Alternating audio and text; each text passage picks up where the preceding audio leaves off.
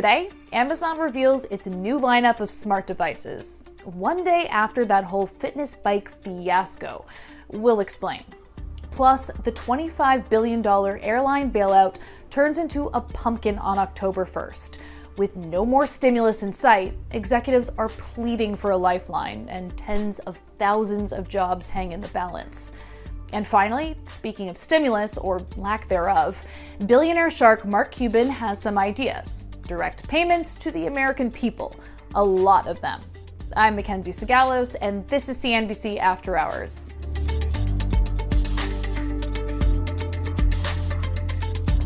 Green across the board today on Wall Street. It's welcome news, but even these gains aren't enough to keep the major averages from being deep in the red so far this week.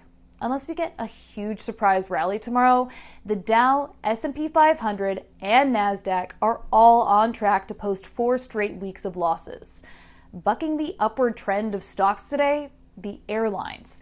Delta, United, American, and JetBlue all finishing in the red. They're all also down more than around 40% for 2020. The airlines are in a really tough spot. Congress gave them $25 billion to keep paying their employees, but this runs out at the end of the month, which is next Wednesday. But the government thought business would be better by now, and it's not. The industry is making a big push for another round of funds, but a stimulus bill has yet to materialize. The Democrats did just unveil a new $2.4 trillion proposal today, which includes aid for the airlines, but between gridlock on Capitol Hill and an open seat on the Supreme Court to fill, it's not at all a done deal that this will get passed. Leslie Josephs covers the airline industry for CNBC.com, and she can explain just how high the stakes are for the airlines themselves, their shareholders, and their tens of thousands of employees. So back in March, Congress gave airlines $25 billion to get through the coronavirus crisis. At the time, they thought things might improve in the summer, and this was just some money, a lot of money actually, to carry them through. And a condition of that money is they're not allowed to lay off or furlough any employee until October 1st. And now that's less than a week away. So this summer, we were supposed to see a rebound. Some of the airline CEOs were hoping that they would see a rebound. The second and third quarter are essential for airlines because that's peak vacation season. It's the most lucrative season for them. That didn't happen. It's the end of September, and we're still kind of stuck at less than a third of the same levels we were at last year. And we kind of hovered around that for most of the summer. So now airlines are trying to get another $25 billion, which would protect jobs all the way through March 31st in 2021. And President Trump has said that he supports more aid for airlines. There's bipartisan support in Congress. But airlines have said, and lawmakers have said, this should go into a broader coronavirus bill, which we know has been stalled for quite some time. Republicans and Democrats can't come to an agreement. Airline CEOs, they met with Mark Meadows, chief of staff at the White House last week, and they're on the Hill. Some other CEOs this week speaking with lawmakers. There's a big social media push, and they don't have much time to do that. There is a chance that if something is passed maybe October 4th, a little bit beyond that date, it could stave off some of the furloughs, but they really don't have that much time. The whole idea of the additional aid for airlines does raise the question of why this industry, when so many sectors of the economy are hurting. I mean, students are hurting, part-time workers are hurting, full-time workers are hurting across various industries. I mean, we're not just talking about one concentrated crisis and one troubled industry. This is a very deep problem that we're in right now. Airlines argue that they provide an essential service. And one of the requirements for the aid was that airlines had to maintain minimum service to certain cities, even though planes might be flying close to empty in certain cases. But the government says, we're giving you this money, you need to fly to, some of these smaller markets where even if you don't have demand. Okay, let's get to our sound check. Here's a roundup of the day's biggest action and what the top newsmakers and business leaders had to say on CNBC's airwaves.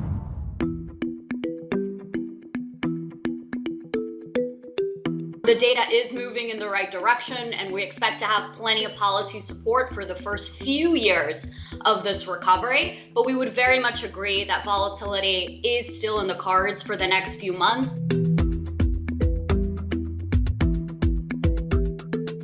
People should understand that the compensation structures here and the motivations may be different than they usually expect. But that said, look, if this is bringing competition to the distribution process, and I think, your earlier guest said it's bringing competition to the private equity market as well and providing access, those are things we want to promote.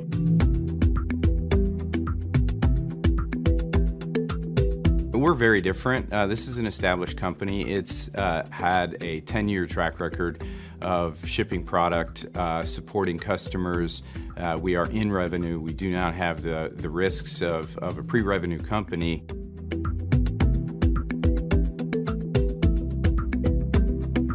Another stimulus would achieve speeding up that recovery potentially, or ensuring that recovery takes place. And there's two aspects, the pure economic question, but also the human question. How do we help the people most affected by this virus, through no fault of their own, make it to the other side of the river and cross the bridge like a lot of the economy has crossed? Is another extension of the payroll support program, is it a bridge to nowhere or is it a bridge to somewhere?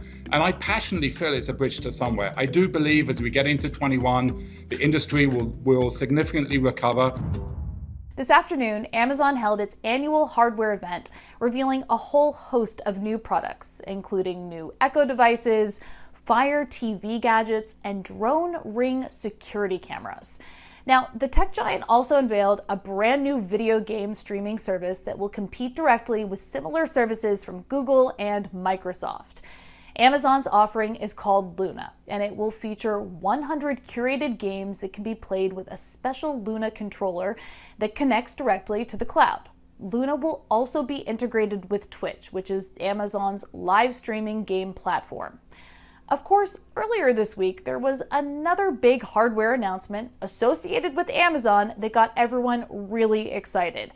Except the company disavowed the product just 24 hours later. Annie Palmer covers Amazon for CNBC.com, and she's got the whole story. How this all unfolded is Echelon, this connected fitness company, announces this bike called the EX Prime or Prime Bike on Tuesday, which makes a big splash, sends shares of Peloton, who also creates these, smart bikes, down as much as 6% on Tuesday. So everyone's viewing this announcement, which was sort of framed as a partnership with Amazon, as Amazon's first foray into the smart fitness market. Of course, it's catching the eye of a lot of people that watch this space. Fast forward 24 hours later, and Amazon comes out and says, we had absolutely nothing to do with creating this product, beyond the fact that we are selling it, or were selling it until it was taken down on the Amazon website.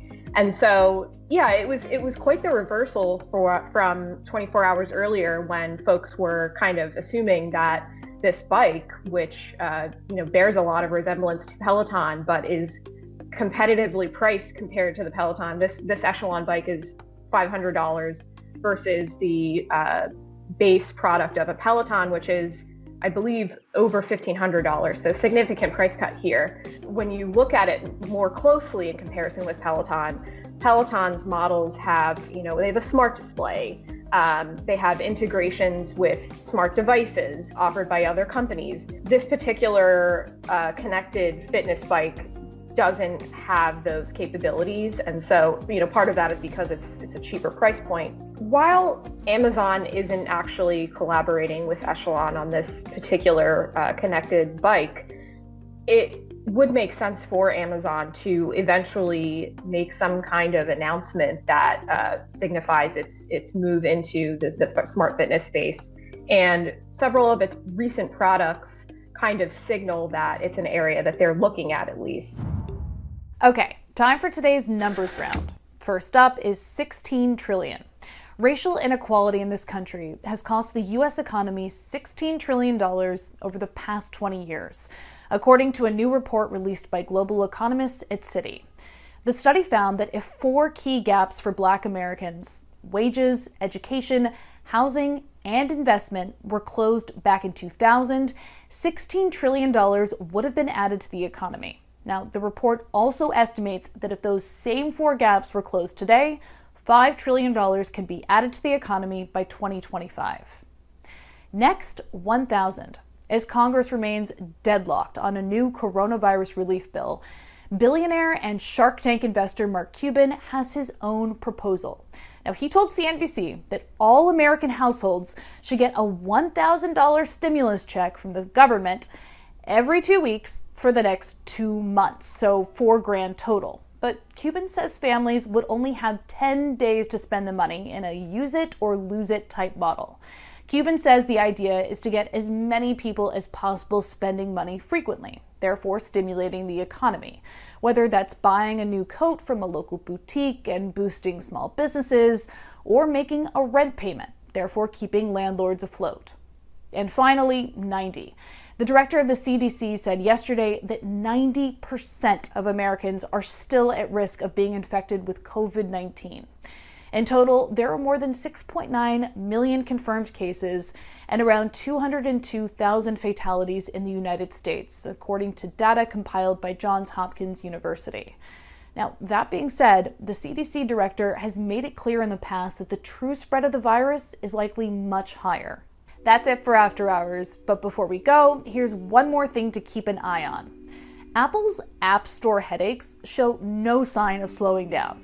Today, Spotify joined forces both with Epic Games, which owns Fortnite, and with Match Group, which owns Tinder, to advocate for legal and regulatory action to challenge Apple's practices.